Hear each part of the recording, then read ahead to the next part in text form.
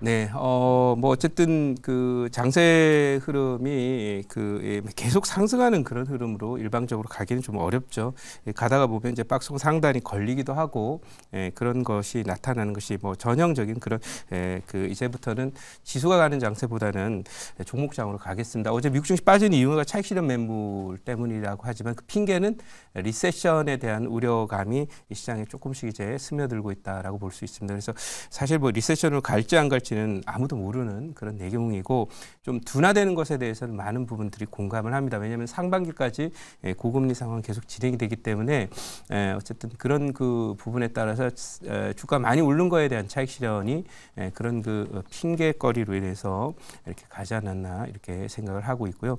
뭐 그런 면에서 오늘도 이제 저는 금리 인하는 뭐 하반기 되지 않습니까? 반드시 오게 되리고, 또 금리 인하가 시작이 된다라고 한다면 소위 얘기해서 뭐 그 종목 흐름은 계속 추세적으로 이루어질 수밖에 없지 않나 이렇게 저는 생각을 하고 있고요. 뭐 그런 측면에서 지금 시장을 보자라는 관점에서 오늘도 금리 인하 수혜주를 이번에는 좀 가져왔다 이렇게 말씀을 드리고요. 그 보유 종목들 한번 잠깐 쳐다보도록 하겠습니다.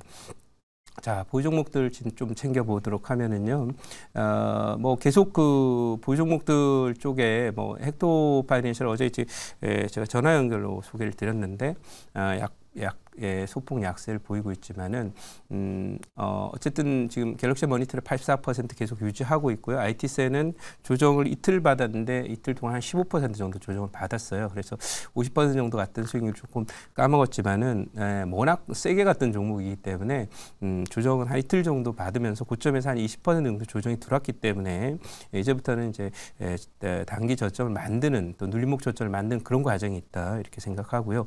오늘 그 리뷰할 종목은 목표치 터치한 종목이 있죠. 바로 흥하해운입니다.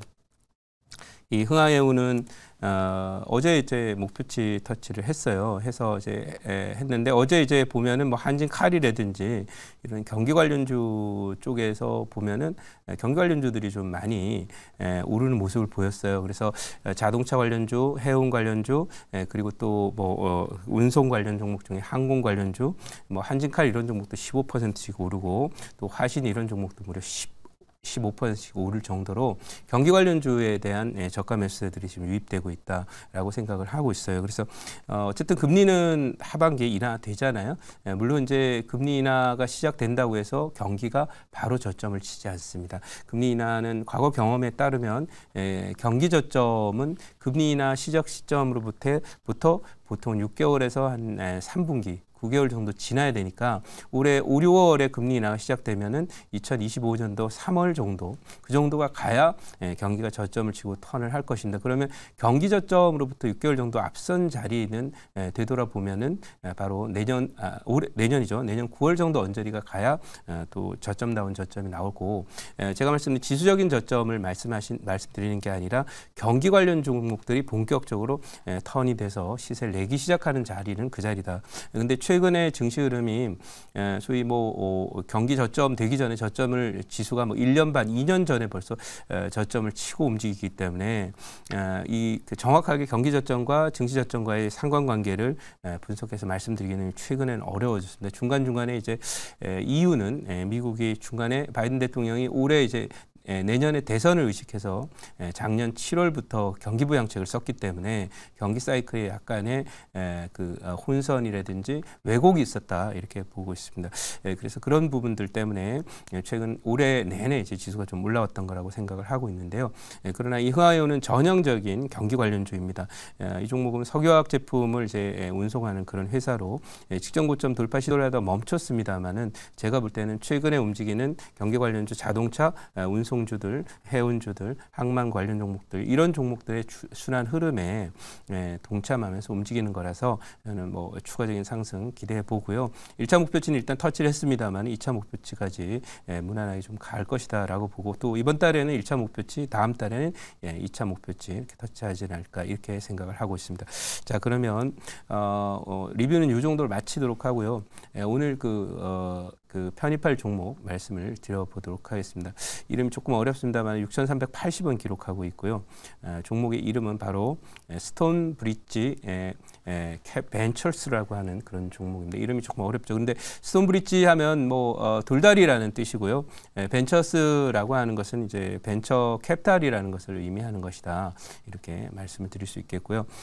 이 종목을 제가 소개해드리는 이유는 어쨌든 이제 금리 인하가 진행이 되게 되면 뭐 이 과거에도 미국의 금리 인하는 보통 최소 3년에서 5년을 계속해서 추세적으로 이뤄갑니다. 그러면 추세적인 금리 인하 시기에서는 결국 그런 얘기 들어보셨죠. 하늘에 내리는 눈도 쓰레기지만 헬리콥터로 뿌리는 달러도 쓰레기다. 뭐 이런 얘기 들어보셨을 것 같은데 그 얘기가 뭐냐면 미국이 이제 양적 완화를 포함해서 계속 달러를 풀어대기 때문에 그 쓰레기 같은 그 달러를 결국 이겨내기 위해서는 뭔가 이 상승할 수 있는 자산들을 갖고 있어야 되고 물가 상승이나 통화 증발로 인한 가치 훼손을 막기 위한 그런 자산들을 보유를 해야 됩니다.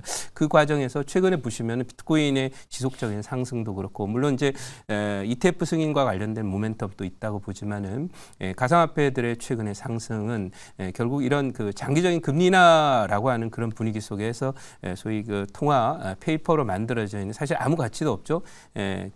그렇지만 어쨌든 정부의 공신력으로 풀어대는 이런 달러들의 가치 하락, 통화의 가치 하락을 이겨낼 수 있는 그런 자산들에 대한 투자나 늘어날 것이에요. 그래서 그 과정에서 이 성장주에 대한 관심은 계속 높아질 것이고 그 과정 속에서 벤처캐피탈은 이제 성장 분야에 주로 투자를 하는 회사들이고 신생 기업들에 투자를 하는 거니까 결국 금리 인하가 추세가 계속되는 과정 속에서 벤처 기업들, 벤처 캐피탈들 또 그리고 새로운 뭐 요즘에 인공지능 로봇 이런 새로운 산업들에 대한 그런 투자들이 성과를 이루게 되는 그런 환경으로 이제 전환이 된다. 그것이 금리 인하다 이렇게 말씀드리고요. 이 종목과 관련돼서 는 이제 준비된 자료를 잠깐 보고 또 이 종목의 전략을 이어가도록 그렇게 하겠습니다. 자, 준비된 자료 잠깐 보도록 하겠습니다. 스톤 브릿지 돌다리 벤처라고 하는데요. 보시면 스톤 브릿지가 이제 오픈 엣지 테크놀로지를 투자를 해서 5배를 회수하는 그런 잭팟을 터뜨렸다. 그런 얘기가 지금 나와 있고요. 뭐 최근에 그 투자 성과가 굉장히 좋은 걸로 알려져 있는 신생 그런 산업들 AI나 또는 지금 로봇이나 이런 쪽 섹터들에 대해서 투자해서 성과를 잘 내고 있고 이쪽에 좀 특화되어 있는 그런 새로운 또 벤처 캐피탈 이렇게 말씀드리고요. 과거에 2000년도에 인터넷 관련 종목들에 그 대거 투자를 해서 성공을 했던 그런 벤처 캐피탈들이 뭐 대시세를 낸 적이 많았습니다. 그래서 당시에 인터넷 관련주들이 막 급등을 할 때 벤처 캐피탈 회사들도 같이 대시세를 낸 적이 있기 때문에 이 종목 말씀을 좀 드리고요. 또 다음 장 한번 보도록 하겠습니다. 보시면은 보시면은 이제 업스테이지 투자 전략이라서 AI 관련된 섹터 쪽에서도 또 투자를 했다라는 그런 내용인데요. 어쨌든 이 회사는 아까도 말씀드렸던 오픈 엣지는 로봇이고요. 또 이 종목은 지금 투자하고 있다는 얘기는 AI 관련 종목이라서 결국 이 벤처 캐피탈들의 영역이 적어도 4, 5년 전만 해도 이제 바이오나 이런 쪽에 대한 투자가 많았는데 최근의 흐름은 벤처 캐피탈의 추세 자체가 말씀드린 대로 AI나 로봇 쪽으로 계속 이제 가고 있어요. 그것이 새로운 산업이기 때문에 그렇죠. 그래서 그런 부분이기 때문에 새로운 산업에 특화된 강점을 가진 벤처 캐피탈은 이 세상의 어떤 변화, 금리 인하 추세 속에서 성장주들이 더 각광받는 그런 세계로 전환되게 되면 1등 수혜를 받을 것이다. 이렇게 말씀을 드리고 소개를 드렸습니다. 자, 그러면 여기서 이 정도까지 하고 질문 받아보고 또 가격 전략 말씀드리도록 하겠습니다. 네, 제가 질문 한번 해보도록 하겠습니다. 네. 어쨌든 뭐 이제 내년도부터는 네. 사실은 미국 이제 금리 인상 사이클을 마무리하는 시점이고 이제 금리 인하에 대한 부분들이 빠르면 상반기 혹은 한 3분기, 내년 3분기 이상쯤 되면 금리 인하에 대한 스탠스가 나올 텐데 그렇다고 한다면 이쪽 이제 벤처 캐피탈 쪽에 대한 또 수혜가 분명히 또 있을 거라고 판단이 네. 되고요. 그래서 아마 이런 부분들을 생각을 하시고 이제 좀 약간 중기적 관점으로도 네. 이런 테마를 미리 좀 선점을 해보겠다 하시는 네. 관점에서 이 종목을 선택을 하셨는지 그 네. 부분이 좀 궁금합니다. 네, 뭐 제대로 보신 것 같고요. 이제 뭐 시장은 항상 뭐 김준호 매니저가 늘 얘기하는 트렌드를 선점해야 된다. 그러니까 그 공자님 말씀에 부지런하게 살아야 되고 또 때때로 배우고 익히면 기쁘지 아니한가 하는데 그걸 이제 실천하는 게 쉬운 일은 아닙니다. 그러나 어쨌든 지금까지 조금 소외가 돼 있었던 섹터라 하더라도 저는 과감하게 무릎이라고 보고 진입을 했고 말씀하신 대로 금리 인하 트렌드를 좀 선점하자는 전략에서 아직 뭐 많이 올랐다고 봐도 이렇게 많이 오르는 자리는 아니거든요. 그래서 그런 관점에서 접근했다. 뭐 제대로 보신 거 맞다 이렇게 말씀드리도록 하고요. 이 종목 그 전략 말씀드리도록 할게요.